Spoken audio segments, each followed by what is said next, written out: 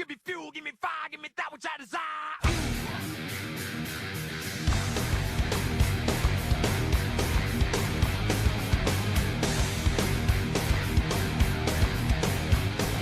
Don't Poke the Bear, Talking Pro Wrestling. It's SV Squared Circle with your hosts, Jeremy Cook and Joseph Capozzi here at the Sports Division.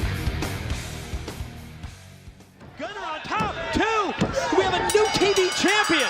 The winner of the match, and new TNA World Television Champion, Gunner! I wanted to be a pro wrestler since I was around 4 or 5. That's all I lived for. Started working when I was 14, because Dad taught me you gotta work for what you want. You have to be aggressive and go out and get it. Welcome to a very special edition of SV Squared Circle. I'm your host, Jeremy Cook. Behind the board, Damian Fiorello. We are joined today by a former TNA Tag Team Champion and former TNA Television Champion, Gunner.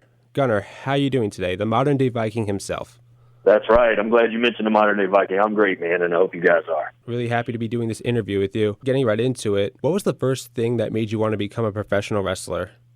It's really something I wanted to do since I was 5. So I remember, vaguely as a kid, 4 or 5, as much as you remember those ages, that time frame, is just, being mesmerized by all these larger-than-life characters, whether it was Hogan or Macho Man or The Warrior or, any of them that I can name. But it just kind of captivated me, that. And then I've always been a fan of bodybuilding and stuff like Arnold, Franco Columbo, those guys back in the days.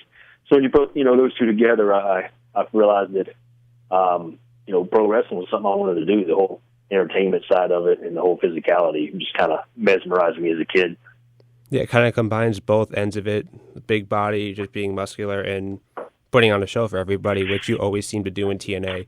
Wrong goal, man, just to try and entertain the folks as much as I can. So, speaking about TNA, when you first got your start there, you were with the Main Event Mafia. Most people remember you and Murphy, security guards. What was it like being with guys like Angle, Sting, working with Flair, Hogan, Samoa Joe, AJ Styles, the whole bunch of them? It was a huge opportunity for me. I mean, I've been wrestling since 2001, even my time in the Marine Corps. I would do independent shows, but getting a chance to kind of, once I got my foot in the door, Terry Taylor, D'Lo Brown, guys like that kind of helped me and Murphy get our foot in the door. We got the opportunity, started out with security, but eventually got our contracts working as a team and, got put with the Main Event Mafia and then the Immortal and all that stuff. So you're looking at getting a chance to work with Hogan, Bischoff, Angle. You mentioned all the guys, and it was just a huge learning opportunity for me because everyone in Impact TNA had always been just very easily approachable for me, and I'm respectful. That's how I was raised and how I was trained, and it was just a good opportunity for me to pick their brains. I mean, you got these guys that's been around the world, revolutionized wrestling when it comes to Hogan and put it on the map. So, for me to be able to just kind of work side by side with these guys, just, there's this untapped knowledge that you can just keep, asking and asking, learning and learning. Yeah, I feel like when you get past Hogan, you go to Angle, from Angle, you go to Sting to Flair, and the experience must have been just absolutely incredible, as you were saying. It sure was, man. And then getting a chance to work with guys like Sting and, AJ. I did some small stuff with Angle. But getting a chance to get in the ring with these guys was just, another learning experience all on its own. Now, speaking about TNA on a broader sense, you've been everywhere from the tag team division. You were a television champion. You were in the heavyweight title picture not too long ago. Of all your matches that you've had in TNA and in general, is there any that sticks out to you as something you will never forget, as something you'll say, wow, this was great, we put on a show, everybody was absolutely ecstatic about it?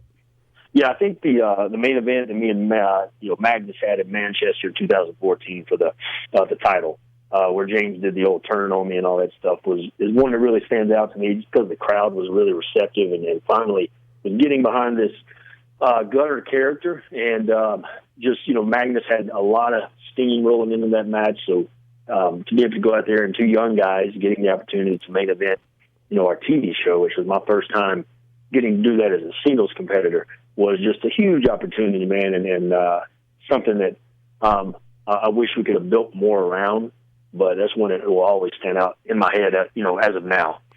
I remember watching that match and seeing you're about to win the match, and then Storm does do that super kick. I could not tell you how hard that it hit me. My heart sank. I'm saying, why would you do that? He deserves it, and I hated Magnus for a long time after that. Oh, yeah. There was a lot of, a lot of hate towards James after that as well. So kind of, it worked out well because it felt towards our feud. But unfortunately, they never went back to a rematch, or for some reason, never gave me an opportunity to wrestle for the heavyweight title again. Because they knew you'd win it if you got another shot at it. I think that's it, man. That's it. So continuing on with TNA, the six-sided ring has always captivated me because it's something we haven't seen anywhere else. The X Division used it for a while, and then they just made it, just so captivating everywhere. Heavyweight division, tag team division, the knockout division.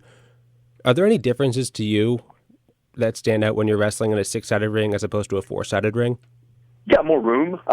The ropes are a lot more tighter because you got to think you got 6 sides, and the ropes are a little shorter than it would be on a 4 side. So when it comes to adjusting to the ropes being tighter and the ring being a lot harder. The ring's never really soft, regardless of what people think, but the ring was definitely a lot harder. But it was nice for us because we had a lot more work room. It was 20 by 20 instead of an 18-18.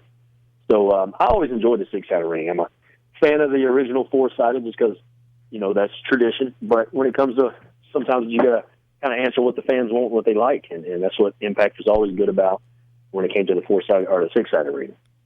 Yeah, I always liked both ends of it just because it gave you a new experience, just something that would say, wow, they're really doing something different, and it's really good. Yes.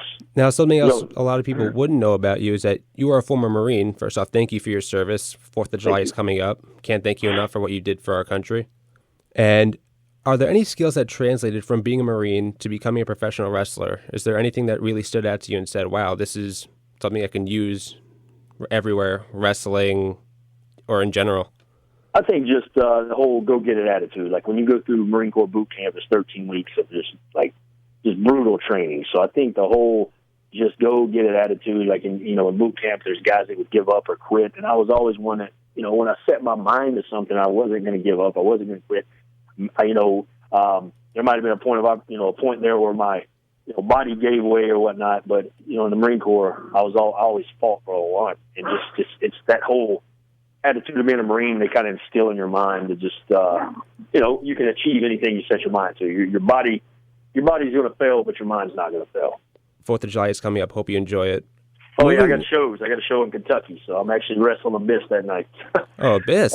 Yeah, got a independent show in Ashland, Kentucky. It's a big fair, the state fair, really. And I'm looking forward to it, man. Me and Abyss go way back. So just now, recently leaving Impact Wrestling, it's good to kind of link back up with some of you guys. That actually leads into the next thing I was going to ask you. There have been rumors, I don't know if you can confirm this or not, that WWE is interested in bringing you to their NXT developmental or onto their main roster. If approached, would that be something you would consider?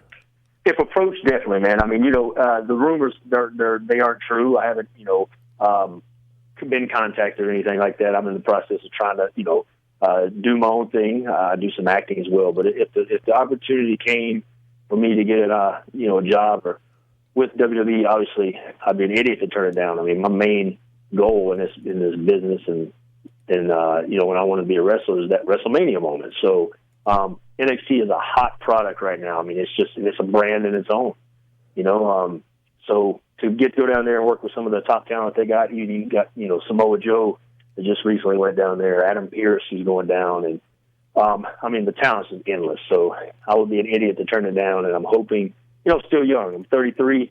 That's young for WWE standards, and I think that I got the talent. And I think, in the future, I got a possibility. You definitely have the talent for it, and 33 is young no matter what you think about it. No, absolutely. Yeah, you just got to take care of your body, and that's something I've changed my workouts throughout the years.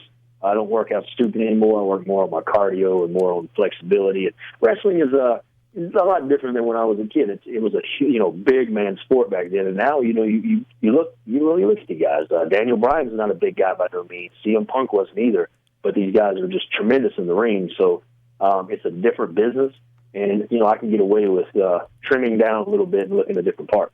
All right, now going back to what you were saying, you have a match coming up with Abyss in Kentucky. Keeping on the independent pattern, I recently saw on Twitter that you have a tour coming up in Korea. Would you like to talk a little bit more about that? I do, and it's not a wrestling tour. Unfortunately, I would love to do a few shows in Korea, but we are visiting me and a couple of other guys. I know James Storm's a part of it.